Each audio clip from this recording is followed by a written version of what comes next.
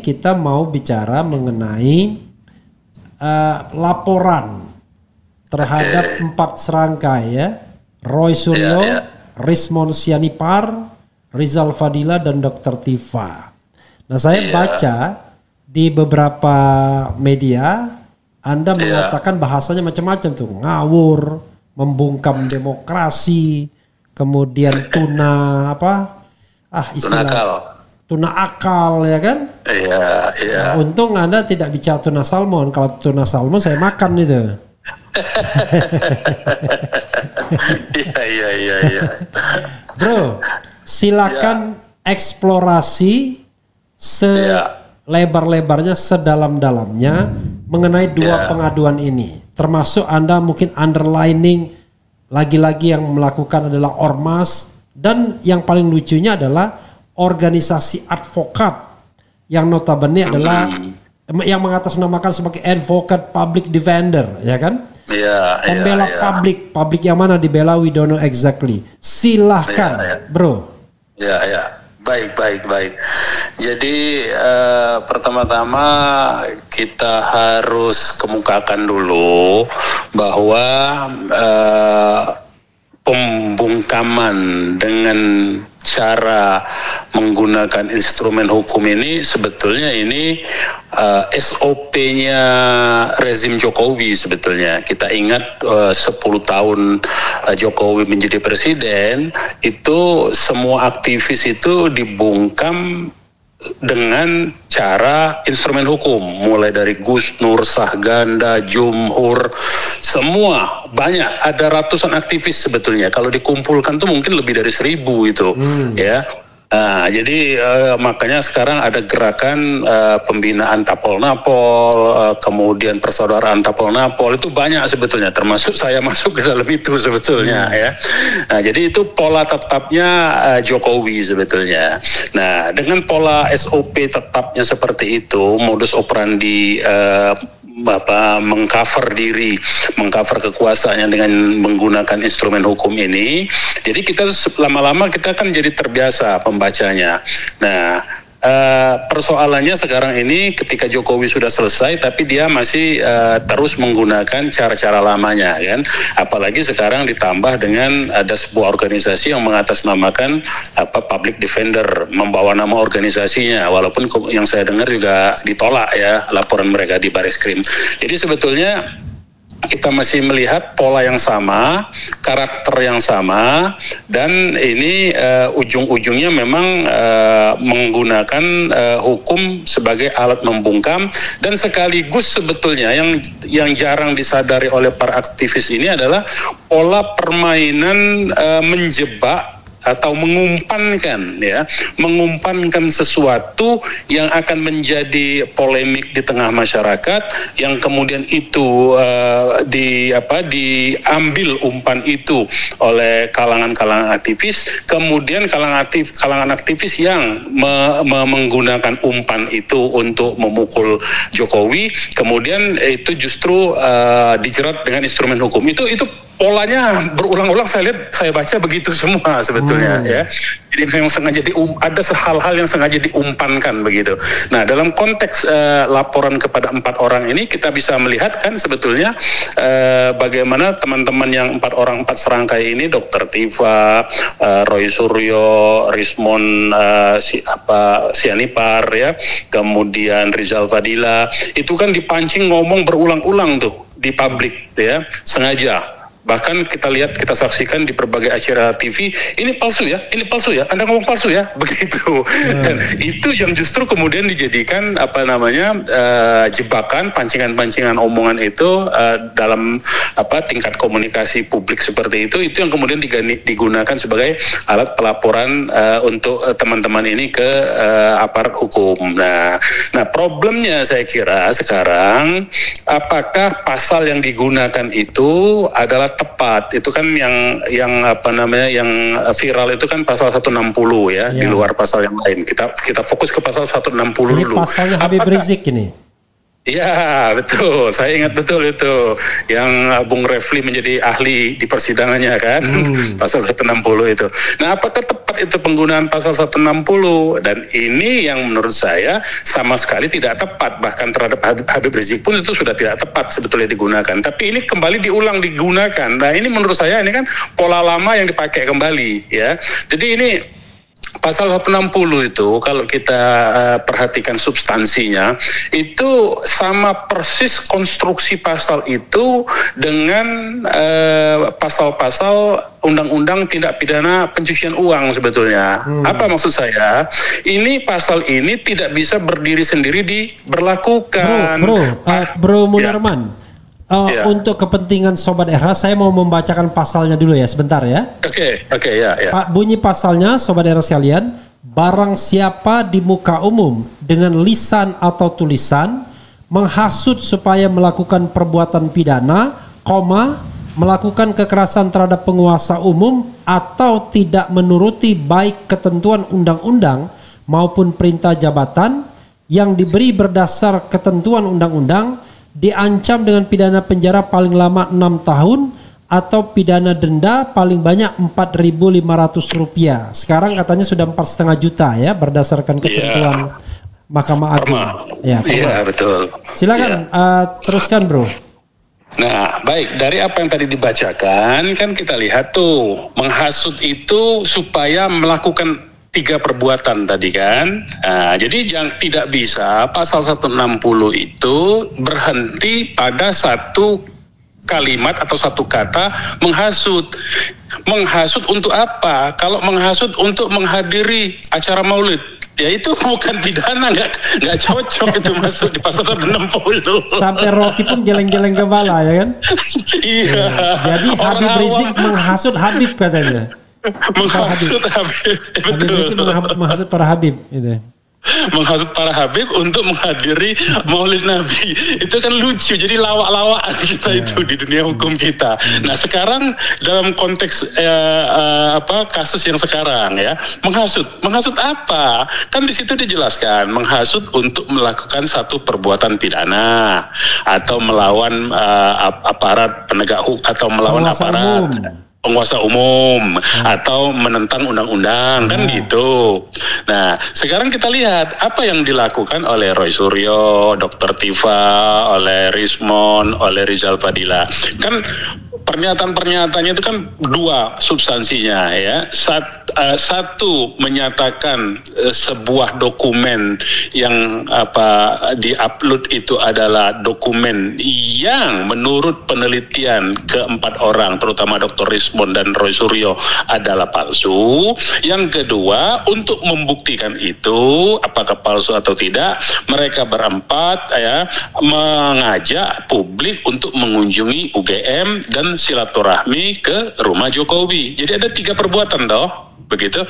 Satu, menyatakan sebuah dokumen palsu. Apakah itu perbuatan kriminal? Apakah itu tindak pidana? Sama sekali tidak, karena dia kan meragukan sebuah tampilan elektronik, benda elektronik, gambar elektronik yang di-upload secara elektronik, kemudian itu dianalisis, kemudian ada dokumen yang dia potret juga ya, yang dihasilkan oleh Dr. Rismon waktu kunjungan ke perpustakaannya UGM, Fakultas Kehutanannya, kemudian dipotret, dianalisis dengan berbagai macam instrumen teknologinya ya, aplikasi-aplikasi teknologi, dan itu kemudian diungkapkan ke publik keraguan itu yang menurut berdasarkan alat-alat elektronik sains ini segala macam ya. Itu satu. Nah, apakah itu sebuah kategori perbuatan pidana? Satu, dia tidak mengajak orang. Karena dia menyatakan sendiri hasil penelitiannya, artinya sudah tidak masuk kategori menghasut orang. Itu artinya dia membuat pernyataan bukan dalam konteks penghasutan. Yang kedua, katakanlah kalimat menghasut, kata menghasut atau diksi menghasut mau ditarik ke peristiwa ke UGM dan ke Solo. Ke UGM itu apakah mengajak orang mengunjungi UGM, apakah itu satu perbuatan yang melanggar menentang penguasa umum? Apakah itu berlawanan dengan undang-undang mengajak orang ke UGM? Kalau di Korea Utara iya. Di Korea Utara. Beda lagi. berarti di Indonesia harus dinyatakan sebagai rezim komunis seperti Korea Utara. Ya, itulah anehnya kan. Kita ini kan Indonesia katanya menganut sistem politiknya demokrasi, mengajak ke sebuah lembaga publik, lembaga pendidikan yang bisa diakses oleh semua orang harusnya, tapi justru itu merasa seolah-olah itu sebuah perbuatan pidana. Nah, yang ketiga berikutnya, mengajak silaturahmi ke Solo, ke rumah pribadi Jokowi. Loh, Jokowi sendiri kan sebetulnya mengorganisir banyak elemen-elemen pendukungnya untuk datang ke rumah dia kok. Kenapa ketika ada orang lain yang mau datang ke rumah dia, malah dia belingsatan dan itu dituduh sebagai perbuatan pidana? Berarti pihak-pihak yang mengorganisir orang-orang yang berkunjung seolah-olah masih cinta kepada Jokowi itu berarti perbuatan pidana juga harusnya kan, kalau itu mau dikategorikan sebuah perbuatan pidana. Jadi sama sekali itu yang saya sebut tuna akal. Berarti orang yang membuat laporan ini ya hanya menggunakan mencari peluang untuk sedapat mungkin kan. Kenapa alasannya pasal 160 menurut saya? Itu juga perlu kita lihat. Pasal 160 ini kan ancaman hukumannya di atas 5 tahun. Dia akan tadi 6 tahun persisnya. Ya, 6 tahun lebih kan gitu. Nah, dengan undang-undang kita ini yang sampai hari ini masih berlaku, tindak pidana di atas 5 tahun itu otomatis bisa ditahan. Jadi ini sebetulnya targetnya mau nahan orang sebetulnya. Sebab kalau dia gunakan pasal pencemaran nama baik, pasal fitnah, itu ancaman hukumannya di bawah 5 tahun, nggak bisa ditahan. Jadi memang ini targetnya mau menggunakan aparat penegak hukum, lembaga institusi negara yang memiliki kewenangan menahan untuk menahan orang-orang ini, begitu loh. Dan itu sempat terungkap di dalam satu dialog televisi yang saya saksikan. Memang kalau Anda diam, kami juga berhenti, nggak akan lapor. Jadi artinya memang tujuannya memang untuk membungkam orang. Nah, ini yang strategi yang mereka gunakan. Mengapa ada pasal 160 itu sebetulnya semata-mata untuk menahan supaya keempat orang ini tidak bisa lagi bersuara di publik. Sebetulnya itu tujuan utama mereka sebetulnya, begitu menurut saya. Ada satu hal yang menurut saya juga agak aneh ya, yaitu mereka melaporkan pokoknya penghasutan, penghinaan macam-macam. Nanti terserahlah penegak hukum mau pakai pasal yang mana, kira-kira begitu. Jadi ada kesan bahwa yang penting masuk dulu.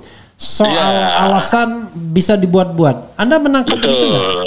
Betul, sama. Saya juga menangkap begitu. Saya melihat begitu. Makanya pertama digunakan 160 itu sebagai upaya yang pertama kan. Yang kan kalau melapor kan dia harus si pelapor kan menurut teknis pelaporan itu, prosedur pelaporan kan memang harus menyebut kira-kira perbuatan apa yang dilaporkan itu terhadap orang yang mau dilaporkan itu. Nah, ini si pelapornya ya atas suruhan Jokowi tentu saja ya, itu menyuruh supaya ini pokoknya carikan pasal supaya ini orang bisa ditahan. Kira-kira sama sebetulnya supaya nih orang bisa ditahan. Nah, kemudian setelah dilaporkan, nanti sebetulnya itu kan olahannya ada di pihak yang memiliki kewenangan menahan. Apakah mau melakukan apa yang diminta di order oleh Jokowi itu sebetulnya untuk menahan ini. Nah, makanya kalau misalnya aparat penegak hukum atau lembaga yang memiliki kewenangan menahan ini memiliki kemauan juga yang sama dengan Jokowi untuk menahan orang-orang yang 4 serangka ini, maka dia tetap akan gunakan pasal 160 atau mungkin nanti justru dicarikan pasal lain. Nah, alhamdulillah kan pasal-pasal di dalam Undang-Undang Nomor 1 Tahun 46 pasal 14, 15 itu sudah dihapuskan. Ya, alhamdulillah. Kalau banyak yang memakan korban itu. Itu banyak sekali korban di situ sebetulnya digunakan, termasuk Gus Nur tuh yang sama Bambang Tri yang mengungkap pertama kali isu ini. Jadi memang ini upayanya menurut saya target pertama itu membungkam public speaker yang saya sebut dalam tulisan saya itu public speaker itu untuk membungkam itu. Karena Jokowi ini paling nggak kuat kalau dikritik begitu ya, karena dia anti kritik sebetulnya. Cuman dia menampilkan wajahnya seolah-olah menerima kritik. Nah, yang kedua sebetulnya saya mau masuk juga setelah soal-soal hukum seperti itu tadi ya, adalah sebetulnya yang lebih penting itu reproduksi kekuasaan menurut saya yang dilakukan oleh Jokowi. Sebelum ke sana, Bro, kita selesaikan dulu pasal 160. Pasal 160 itu kan sudah ada putusan MK yang Anda juga katakan bahwa tidak hanya delik formil sekarang. Betul. Kalaupun sesuatu itu dianggap penghasutan, tapi kalau perbuatannya tidak dilaksanakan, maka orang yang menghasut itu tidak kena. Nah ini bagaimana? Barangkali bisa dijelaskan lebih lanjut. Ya, jadi kalau dulu penghasutan itu disebutkan deliknya formil, artinya cukup seseorang itu mengeluarkan kalimat seperti yang dicontohkan oleh R. Susilo dalam penjelasan tentang KUHP. Ini penjelasan R. Susilo ya, bukan kata-kata saya ya. Bunuh itu polisi, itu kan R. Susilo menyatakan itu.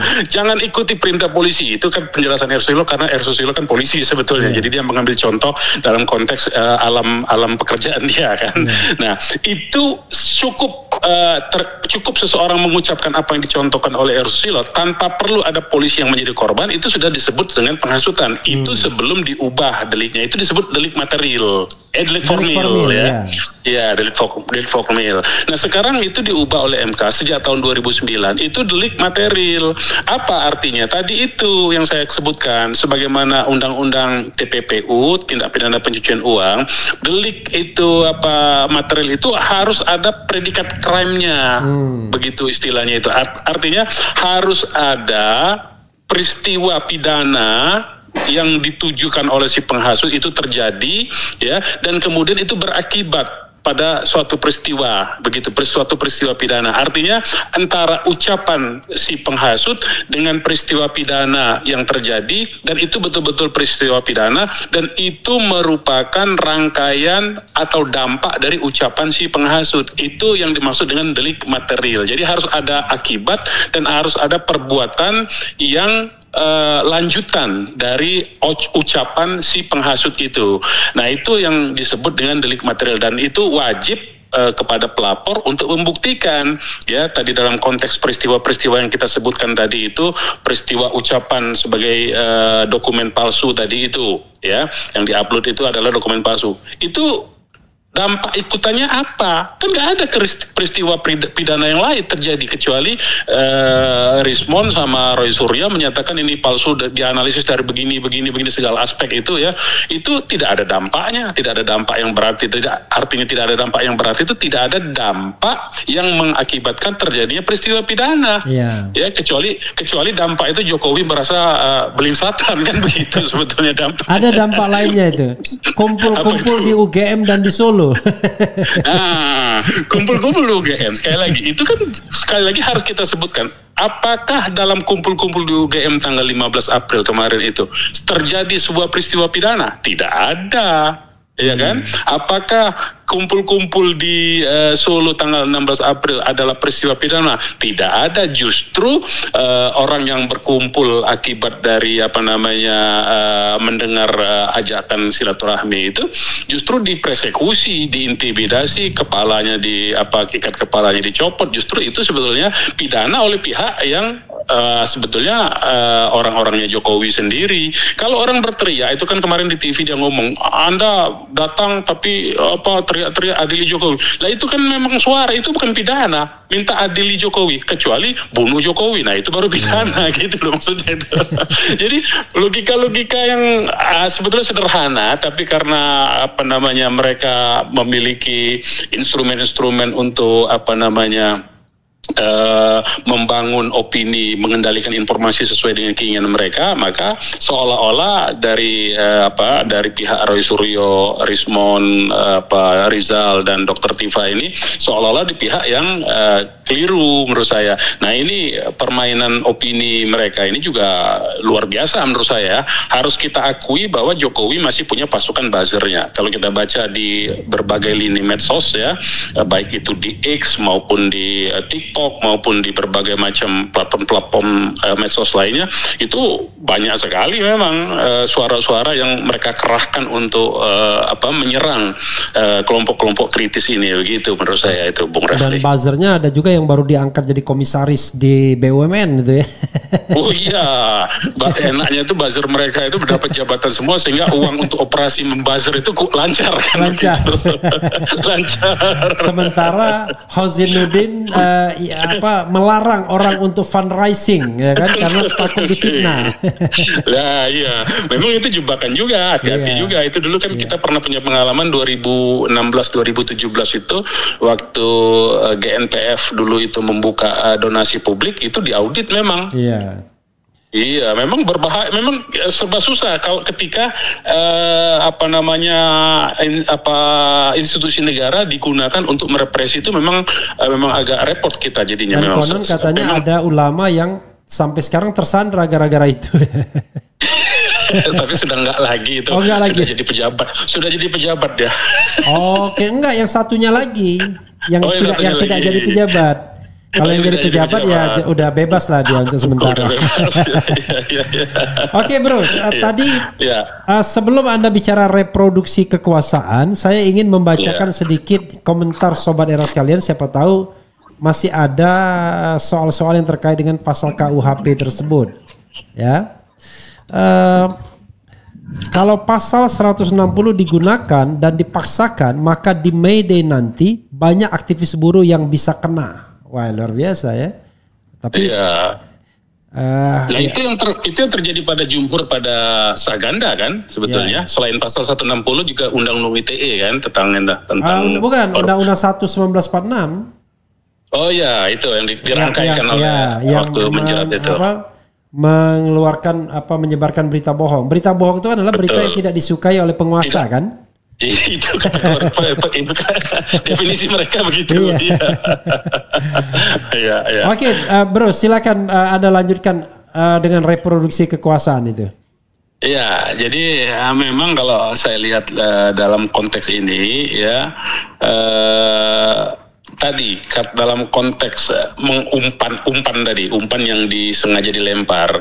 Jadi memang ada beberapa dokumen yang sengaja dilempar yang kemudian dijadikan pembicaraan publik dan itu kemudian dimakan oleh kalangan oposisi ya.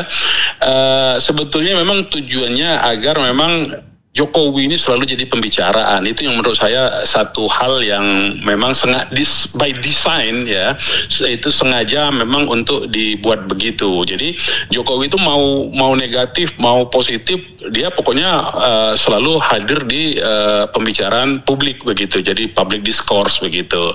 Nah, itu satu hal ya, dan dia menggunakan cara itu. Ya, kita bisa saksikan komunikasi model begini kan sebetulnya dilakukan pada saat-saat kampanye, mulai dari kampanye 2019 maupun kampanye di 2024 oleh anaknya kan. Sama itu, walaupun negatif dia nggak peduli, yang penting namanya jadi pembicaraan begitu. Itu satu hal. Nah, yang kedua juga dengan isu ini dia sedang mengukur juga sebetulnya sejauh mana loyalisnya yang dari non-state actor tadi itu ya, kelompok-kelompok yang tadi yang dibagi sebagai jabatan dengan komisaris segala macam itu bereaksi dan bekerja mempertahankan sosok Jokowi sebagai sosok yang innocent, sosok tak berdosa ya. Nah, ini mereka juga sedang diukur loyalitasnya begitu. Nah, kecuali selain itu juga Jokowi juga sedang menguji state actornya sebetulnya, sejauh mana state actor ini masih loyal kepada dia, karena kan perlu ini state actor ini loyal kepada dia, karena kan implikasi itu loyalitas itu akan didistribusikan kepada dinasti politiknya yang melanjutkan kekuasaannya. Itu pentingnya dia mengukur state actor itu, loyalitas state actor itu sejauh mana kepada dirinya, yang itu akan didistribusikan kepada penerusnya itu, karena penerusnya sekarang yang memegang posisi tinggi kan. Nah, inilah yang sedang dipermainkan oleh Jokowi ini sebetulnya ya, dalam isu yang lagi viral sekarang ini, soal ijazah yang diduga palsu itu cara dia melakukan reproduksi kekuasaan yang saya tulis itu begitu, Bung Refli. Jadi Anda ingin mengatakan bahwa sekarang state actor itu masih terlihat loyal, non-state actor loyal juga. Non-state actor kan loyal ketika dia datang ke Solo kan, ada yang Noel aktivis, kemudian ada yang bawa pasukan dan lain sebagainya. Tapi state actor datang dengan silaturahmi berbagai menteri itu ya. Jadi Anda melihat bahwa masih solid dong kekuatan Jokowi ini. Masih, menurut saya masih solid, makanya teman-teman yang mengkritik ini harus betul-betul bisa mencari celah yang membuat serangan balik itu tidak terjadi sebetulnya. Itu pesan saya itu sebetulnya itu. Karena kalau kita terjebak dalam permainannya Jokowi dengan panggung yang dibuat Jokowi, itu energi kita itu tersedot bukan dalam konteks masyarakat ini memperbaiki. Kan begini maksud saya tuh, kalau kita bicara dalam konteks peradaban, dalam konteks sistem ya, ini kan mestinya kerusakan-kerusakan yang dibuat oleh rezim Jokowi terhadap negara, terhadap sistem politik, sistem ekonomi, itu kan diperbaiki. Nah, kita ini kan pengen itu tata nilai itu kan diperbaiki. Ya, tata nilai dalam berbangsa, bernegara itu kan diperbaiki, kerusakan-kerusakan itu kita benahi. Nah, tapi kalau kita melayani Jokowi dengan panggung yang disediakan, maka energi kita nanti itu akan tersedot. Misalnya sekarang kita mau tidak mau kan kita harus melayani laporan yang mereka lakukan, kan begitu kan? Artinya energi kita menjadi terbagi ya, dari yang tadinya kita harusnya fokus memperbaiki kerusakan yang dibuat oleh Jokowi dalam konteks berbangsa, bermasyarakat, bernegara ini, akhirnya kita hanya meladeni satu sekuel kecil yang memang dipilih oleh Jokowi, dan kita akhirnya energi kita tidak lagi fokus kepada agenda besarnya. Itu maksud saya sebetulnya.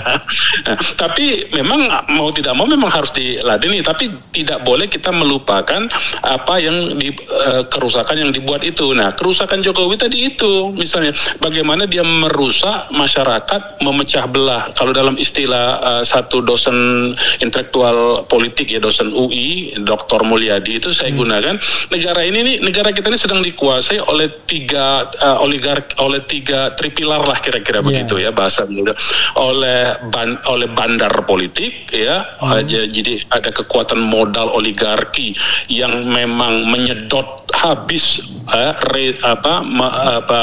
keuangan, sumber daya keuangan negara ini, sumber daya ekonomi negara ini, sumber daya alam negara ini ya, disedot habis untuk kepentingan oligarki mereka, itu disebut dengan bandar politiknya. Kemudian ada bandit-bandit politik, itu tadi yang buzzer-buzzer dikasih jabatan komisaris, dikasih jabatan sebagai juru bicara, macam-macam. Dan ada badut-badut politik penyelenggara negara yang bekerja, yang ikut merusak negara ini sebetulnya. Bandit-bandit pelaku politik itu, baik itu aparatur birokrasi maupun para politisinya ya begitu. Nah, itu bisa kita saksikan yang Bung Refli sebut tadi itu, misalnya berbondong-bondong para menteri soan. Itu kan sebetulnya kan ya, kalau kita kaitkan konteksnya itu kan seruan untuk datang ke Solo itu kan pada saat bulan Ramadan toh. Iya. Terjadinya itu. Nah, begitu momentum Idul Fitri sebelum tanggal 15-16 itu terjadi, berbondong-bondong menteri mendatangi rumah Jokowi dengan alasan silaturahim. Itu kan begitu. Kemudian ada lagi kita lihat yang di media itu siswa-siswa sekolah staf pimpinan, ya kan? Sispamen ya, ditugaskan untuk belajar dengan Jokowi. Apa yang mau dipelajari dari Jokowi sebetulnya kan? Lucu aja sebetulnya. Belajar apa dengan Jokowi itu? Dia aja bacanya Sinchan, dia sendiri ngaku begitu tuh. Bukan ini kan bukan omongan kita, dia sendiri ngaku bacanya cuma Sinchan, Doraemon. Gibran juga bilang begitu, nggak suka baca juga. Sama bilang nggak suka baca, nggak ada budaya baca di keluarga kami, di rumah kami katanya. Jadi apa yang mau dipelajari dari situ kan sebetulnya kan lucu jadi kan. Nah itu kemudian juga ada seorang gubernur bersama komandan wilayah, Pangdam dan Kapolda kan yang datang ke situ kan, kemudian mengkonsolidasi jajaran gubernur. Jadi memang ini sebetulnya sedang terjadi kerusakan-kerusakan, dan itu yang mestinya kita suarakan terus-menerus. Itu nggak boleh itu menyalahgunakan seperti itu. Ini kan negara ini kan instrumen yang harus digunakan bukan untuk tujuan seperti yang terjadi dipraktekkan oleh Jokowi sebetulnya.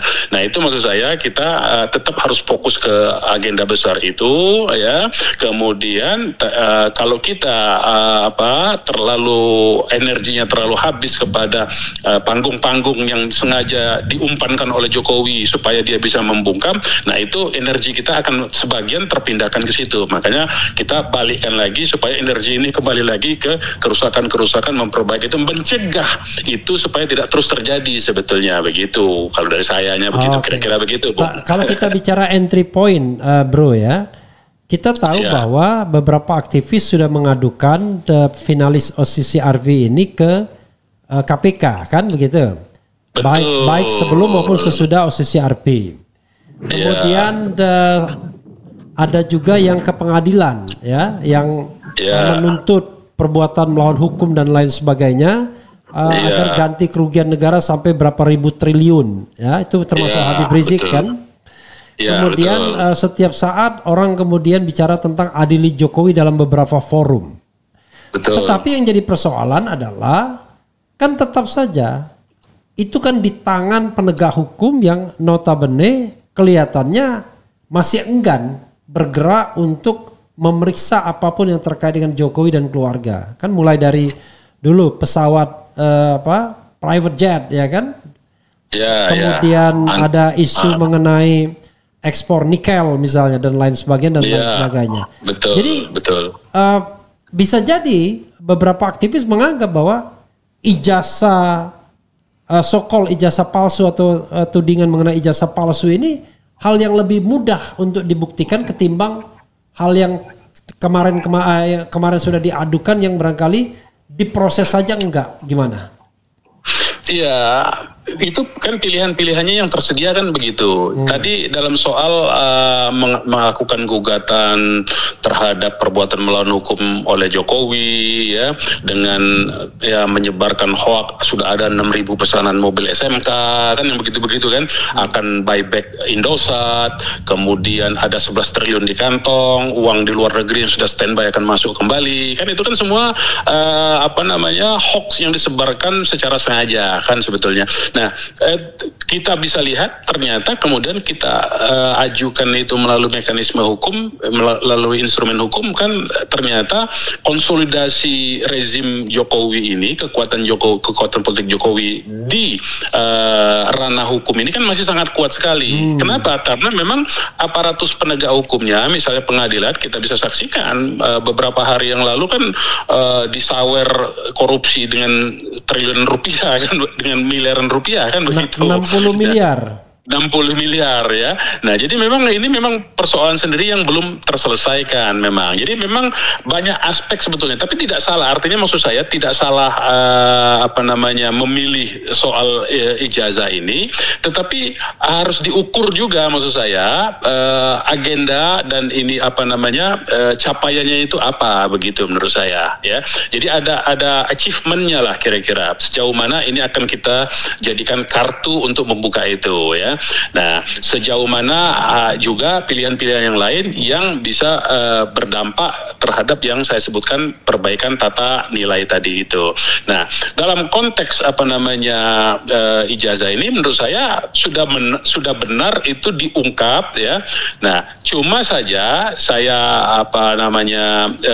yang mau ingatkan itu jangan kita terbawa kepada agenda menjadi beralih pada fokus serangan baliknya Jokowi itu dengan laporan pasal 160 itu, karena itu saya sebut itu dagelan tadi makanya. Artinya itu kita siapkan sedikit lah energi untuk itu, tapi kita kembali lagi fokus untuk melemahkan Jokowi, karena Jokowi menjadi kekuatan yang merusak negara ini. Itu sebetulnya yang perlu kita pikirkan bersama, dan itu perlu kita duduk bersama sebetulnya dengan teman-teman yang lain supaya ada hal-hal yang kita bagi energinya, kira-kira begitu, Bung Refli. Bro, ada dua hal yang ingin saya singgung lagi ya. Pertama, Prabowo mewakilkan Indonesia kepada Jokowi untuk menghadiri pemakaman Paus Fransiskus, ya, bersama pejabat dan mantan pejabat yang kita ketahui memang beragama Katolik, jadi relevan. Tapi Jokowi sendiri selain tidak Katolik, cuma dalam tanda kutip mantan pejabat saja. Kalau saya mengatakan kalau memang Prabowo tidak bisa, kenapa tidak wakil presiden kan bisa, misalnya ya. Walaupun wakil presiden pun nanti problematik juga. Tapi kan sama problematiknya. Jokowi bukan orang yang dikenal sebagai orang yang ulung di dalam diplomasi luar negeri ya. Untuk berpidato bahasa Inggris pun kita tahu ya kan, we walk the talk ya. Not only talk the talk gitu kan. Lalu bahkan Selamat Ginting misalnya mengatakan, wah ini nggak bagus bagi reputasi Indonesia karena dia adalah finalis OCCRP ya kan. Seolah-olah Indonesia tidak memiliki giroh dalam hal pemberantasan korupsi. Tetapi di sisi lain kita tahu bahwa di Solo ada proses gugatan perbuatan melawan hukum dengan proses yang dimulai untuk mediasi yang sebenarnya Jokowi harus hadir sendiri kan sebagai tergugat. Nah ini saya tidak tahu apakah Prabowo ingin memberikan semacam bunker kepada yang bersangkutan agar bisa menghindar dari pengadilan, lalu dengan memberikan kesempatan pergi keluar dan lain sebagainya, atau bagaimana kalau Anda lihat dalam kasus penugasan Jokowi ke Vatikan itu, bro? Iya, pertama-tama menurut saya umat Katolik yang harus protes itu, ya. Kenapa pemerintah negara Republik Indonesia ini mengirim Jokowi ke satu katakanlah prosesi yang sakral begitu ya? Harus marah tuh umat Katolik. Ini dalam tanda petik penghinaan sebetulnya tadi itu.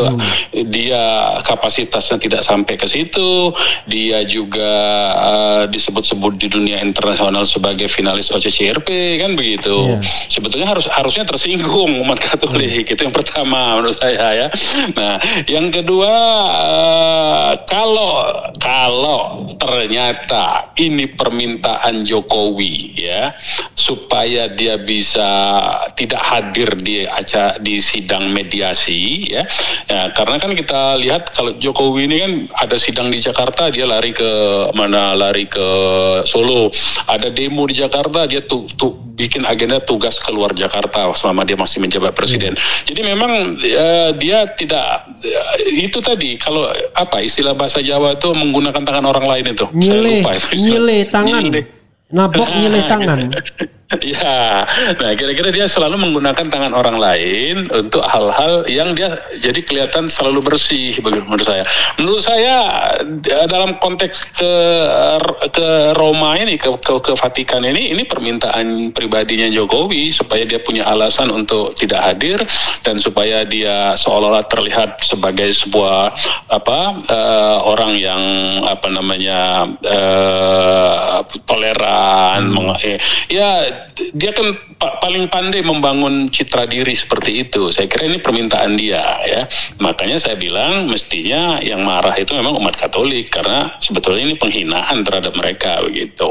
Oke, ini mungkin terakhir ya sebelum kita wrap up dan kemudian closing statement.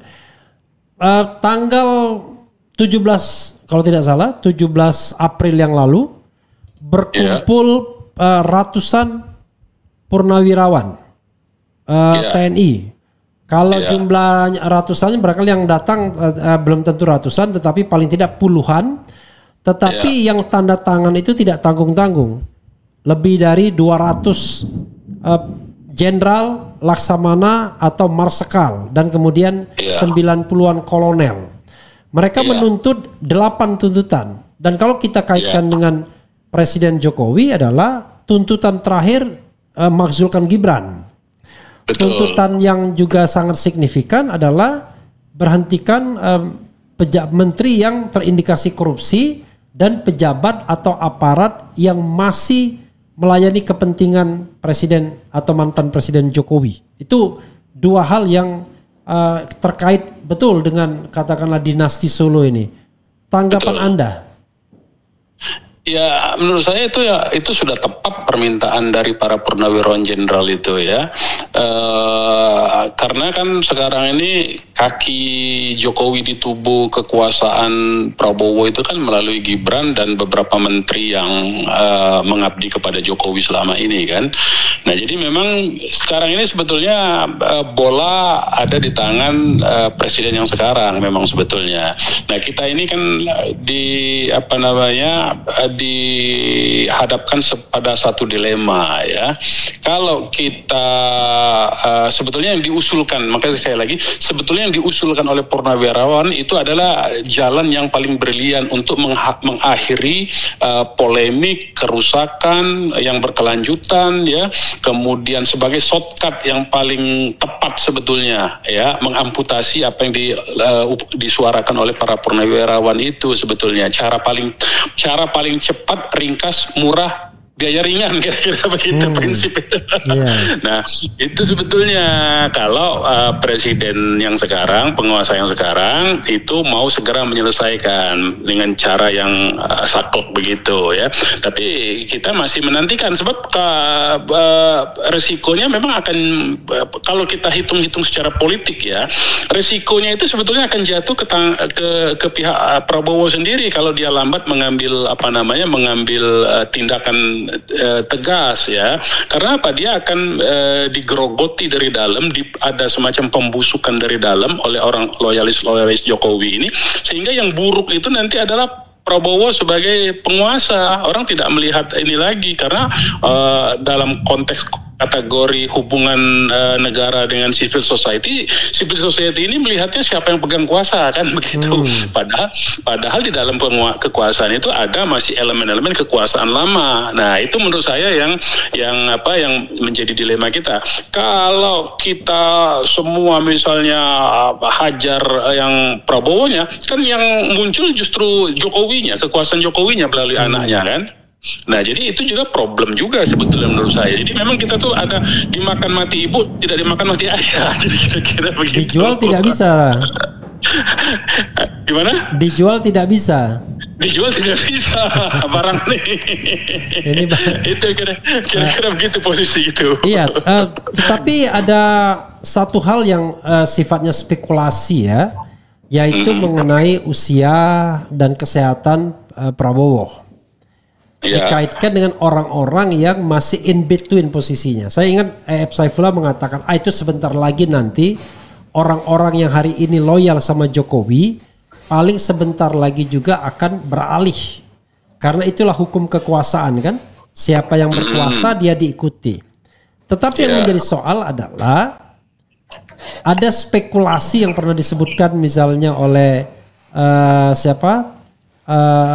Koni ya. Soal 2 tahun saja menjabat. Ada juga spekulasi soal kesehatan. Ada yang mengatakan ada gejala stroke dan lain sebagainya misalnya.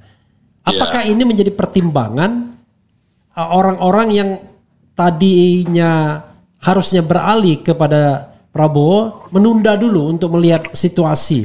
Karena kalau sudah beralih nanti tiba-tiba Gibran berkuasa, mereka kemudian menjadi orang yang akan diamputasi. Silakan, Bro.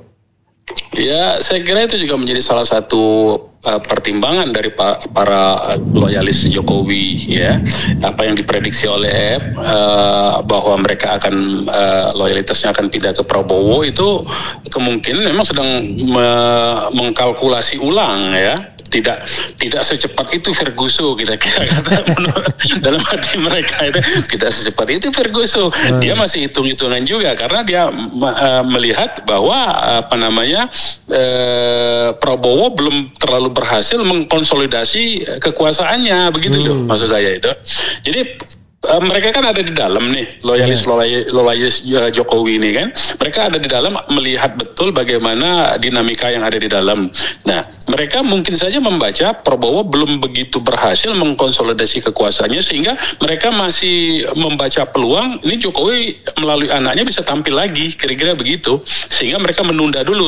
Takutnya mereka ketika beralih, mereka ketika betul-betul kekuatan Jokowi tampil lagi melalui anaknya, mereka bisa kena amputasi intimidasi itu bisa berbahaya. Jokowi ini kan orangnya Raja Tego dan pendendam dia. Dia akan dihabisi. Jadi dia ketakutan juga orang-orang ini, karena waktu zaman dulu dia dibawa jadi anak buahnya Jokowi ketika Jokowi presiden, mungkin banyak hal kesalahan yang kartunya sudah dipegang oleh Jokowi yang akan dibuka oleh Jokowi ketika dia berpindah loyalitas. Kan kira-kira begitu pertarungan permainan yang kita ini kan ada dua panggung yang mesti kita baca. Ada panggung depan, ada panggung belakang. Panggung belakang itu lebih sadis itu biasanya. Lebih sadis dan tidak terbuka. Dan tidak terbuka masalahnya itu. Saya tadi lupa nanya ya. Menurut Anda seserius apa purnawirawan yang jenderal-jenderal itu atau Laksamana Marsikal itu untuk menuntut 8 poin yang mereka ajukan? Karena jangan sampai mereka cuma sekedar show saja tetapi tidak ada tindak lanjut yang serius begitu. Kalau saya memegang informasi yang dikemukakan oleh Pak Fahrul Rozi, ya, Pak Fahrul Rozi pada waktu pidato di pertemuan acara itu menyatakan sebelum mereka mengadakan acara ini, mereka sudah minta waktu ketemu dengan presiden sebagai sesama alumni alma mater lah ya, sebagai satu alma mater yaitu di akademi kan begitu. Nah, jadi yang harus dibaca itu para purnawirawan itu bukan menyuarakan baru menindaklanjuti, tapi mereka sudah berusaha secara serius, tapi ternyata langkah mereka belum direspon, makanya mereka bikin acara terbuka saja begitu. Okay. Tadinya mereka juga pengennya main panggung belakang sebetulnya, menurut saya begitu. Akhirnya mau nggak mau dibawa ke panggung depan karena panggung belakang lebih sadis tadi itu kan, permainannya ditutup semua pintu kan pembicaraan begitu. Makanya sekarang kan merespon apa yang dilakukan oleh para purnawirawan kan dimunculkan juga purnawirawan lain yaitu Wiranto sama Hendro Priyono toh. Yeah. Jadi ini menurut saya kerusakan oleh Jokowi ini memang luar biasa, sampai alumni akademi pun bisa diadu domba sama dia. Itu bahayanya itu menurut saya. Oke, luar biasa ya. Berarti para purnawirawan ini korban Jokowi juga berarti? Ya, yang bersuara banyak korban Jokowi itu sebetulnya yang bersuara di forum pertemuan kemarin yang menginginkan kohesivitas mereka kemudian dibenturkan. Oh iya, gitu. Diadu domba, dipecah belah itu ya berarti kan Nah, siapa yang bisa memecah belah TNI kalau kita baca dari sejarah? Coba. Itu hanya kekuatan biro politik khusus kalau zaman dulu disebutnya. PCI itu yang bisa mengadu domba militer itu. Jadi hati-hati itu. Oke, paling tidak ada ilmunya ya dia. Iya, dia punya ilmunya. Dia sudah punya ilmu dan sudah pernah dibuktikan dalam peristiwa 65 begitu. Oke. Bro. Ya. Final say, closing statement silakan. Ya, saya kira terakhir yang mau kita ajukan pertama kepada Dr. Rismon, Dr. Suryo, Dr. Tifa dan Kang Rizal Fadila.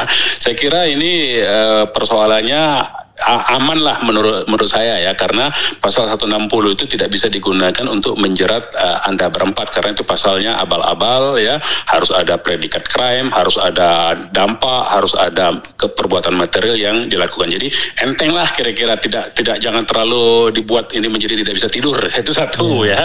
Jadi biasa-biasa aja ya, terus saja suarakan, nggak apa-apa itu yang sudah ada itu. Itu yang pertama. Nah, yang kedua saya kira kepada teman-teman yang mengkritisi yang ingin memperbaiki kehidupan berbangsa bernegara kita dari adu domba, dari pecah belah, berbagai macam kerusakan yang dibuat oleh Jokowi dan rezimnya, kekuatan politik di belakangnya. Ini yang perlu kita terus-menerus kita upayakan untuk kita hentikan ya, dengan berbagai macam cara tentunya. Dan ini memerlukan soliditas kita untuk terus-menerus secara kontinu, secara strategi dan taktik yang terukur, yang matang, yang tidak masuk dalam jebakannya pihak Jokowi dan yang membackup di belakangnya. Saya kira itu saja dari saya. Demikian. Anda tidak mau berpesan-pesan kepada Prabowo? Nggak usah dipesanin, dia sudah tahu kok. Oke bro, luar biasa ya. Jadi Anda punya satu hutang ya, datang ke sini.